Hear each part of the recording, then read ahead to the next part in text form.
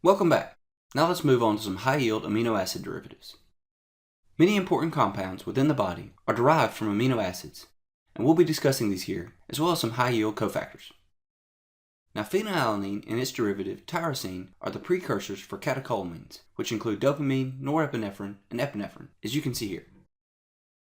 And tetrahydrobiopterin is a cofactor that's needed for the conversion of phenylalanine to tyrosine, as well as from tyrosine into dopa.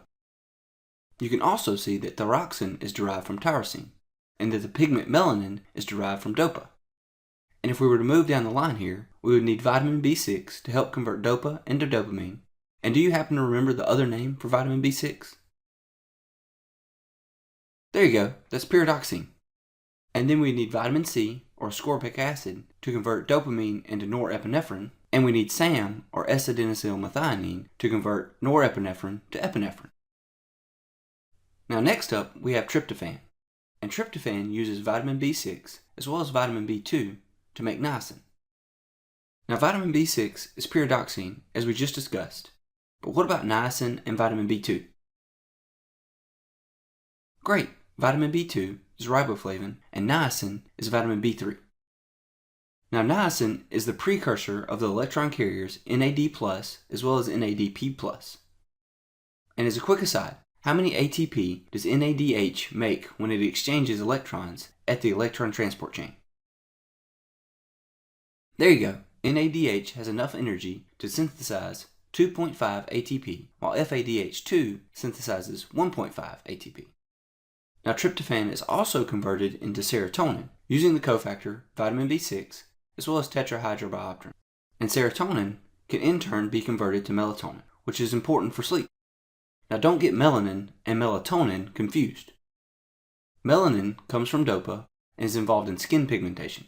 And I just remember melatonin comes from serotonin, and both of them have TO in them.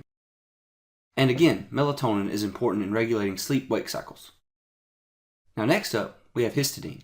And here, vitamin B6 is used to convert histidine into histamine, which is important for the allergic response. Alright, now let's focus on heme synthesis for a second. A third use for vitamin B6 is in the first step of heme synthesis, which is used in the conversion of glycine to porphyrin. And while we're on it, can you think of why vitamin B6 deficiency can lead to sideroblastic anemia?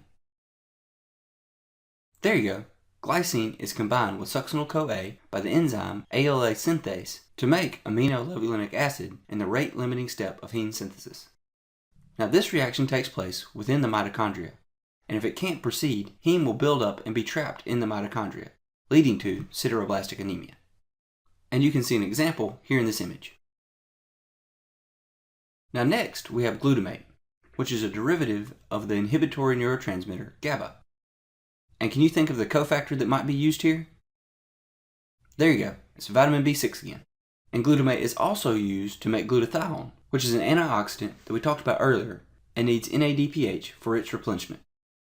And lastly, we have the amino acid arginine, which is used to make creatine, urea, and nitric oxide, with the help of our friend tetrahydrobiopterin. Well alright, I guess that'll wrap up the amino acid derivatives. See you in the next video.